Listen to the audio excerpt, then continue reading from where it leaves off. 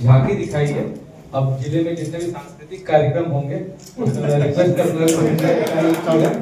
जरूर उसमें एक जो है तुम भी आगे से करो, वहाँ पे बहुत अच्छा गाते हो। बाकी देखिए हम लोग यहाँ होली मिलन समारोह में आए हुए हैं और अभी आप लोगों के द्वारा काफी बहुत लोगों के द्वारा काफी अच्छा गाना गाया गया है और ये सब जो है हम लोग के कल्चर का हिस्सा है, हम लोग के संस्कृति की साझी विरासत का हिस्सा रहा है। तो हम लोग भी इस चीज को मिस करते हैं और जब हम लोग सर्विस में आ जाते हैं उसके बाद इन सब चीजों से और भी दूर हो जाते हैं और बहुत कम इन सब चीजों में पार्टिसिपेट करने का मौका मिलता है। जितने भी फेस्टिवल होते हैं उसमें घर जाने का तो मौका मिलता ही नहीं है। हम लोग जहाँ पदस्थापित रहते हैं वहीं पे रहते हैं। तो मुझे अपने बचपन की याद आती है, जब आप लोग को देखे जब इतना अच्छा गाना गा रहे थे तो मुझे बचपन की याद आ रही थी। जब हम लोग भी गांव में रहते थे उस समय लोग जो है हर घर पे जा जाके फगुआ गाते थे और हम लोग भी पीछे पीछे साथ में घूमते थे और काफी अच्छा लगता था। और ये एक महीने का कार्यक्रम होता था और उसमें काफी हम लोग आनंदित रहते थे।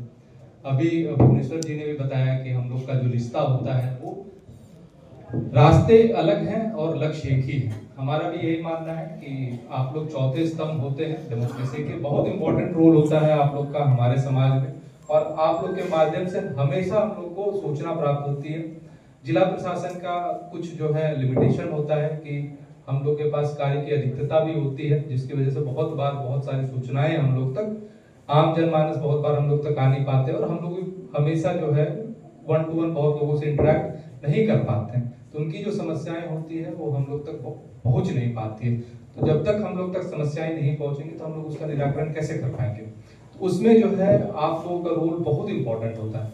उसमें आप लोग जो है अपने विभिन्न माध्यमों से, चाहे सोशल मीडिया के माध्यम से हो, पर्सनली भी बहुत बार मैसेज करते हैं और अपने पेपर वगैरह में भी आप लोग निकालते हैं। उससे क्या होता है कि हम लोग जनमानस की समस्याओं से अवगत होते हैं।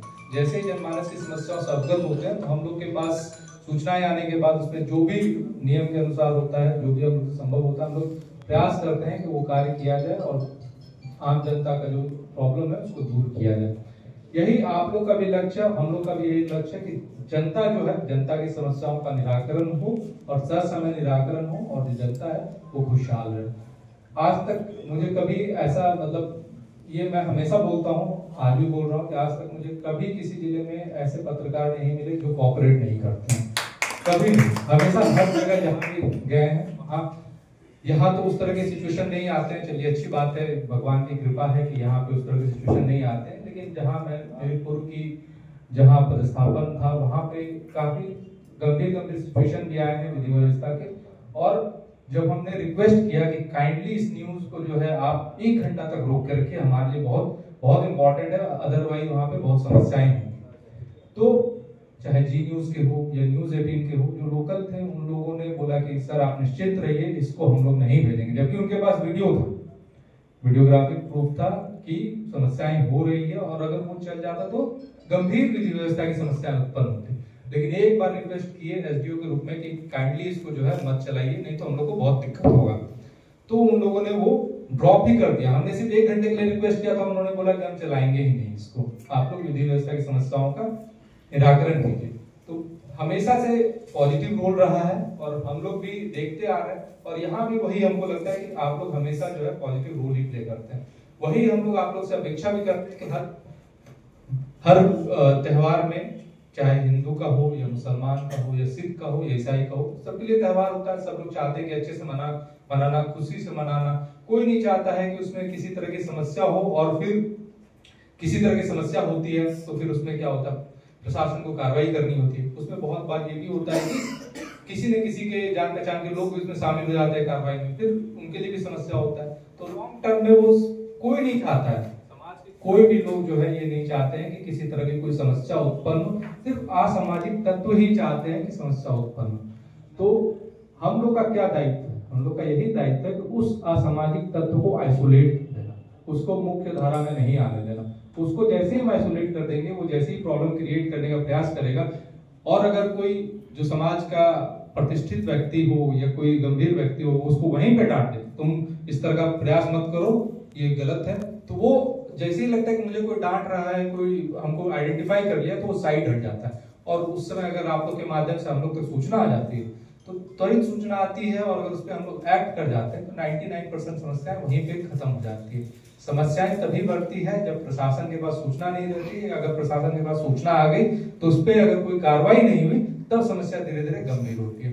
तो उसमें आप लोग का रोल हमेशा देखे, हम तो 6 महीने हो गए हमारे यहाँ पे, आप लोग का दुर्गा पूजा में भी देखा, सभी लोगों से हम संपर्क में रहते थे और आप लोग के द्वारा समय समय पर हमको सूचनाएं दी जाती थी कि क्या कहाँ क्या समस्या है। और अगर आप लोग को लगता है कि आपके ग्रुप को हम नहीं देखते हैं तो ये आप लोग की मतलब आप लोग को इस बात पे विश्वास मतलब नहीं करना चाहिए। हम आपके हर ग्रुप को देखते हैं, जिस ग्रुप में भी हम ऐड हैं, जो भी आप लोग इन्फॉर्मेशन देते हैं सबका हम देखते हैं और जो भी मुझे लगता है कि हाँ इस पे मुझे संज्ञान लेने की आवश्यकता है उसका संज्ञान लेते हैं।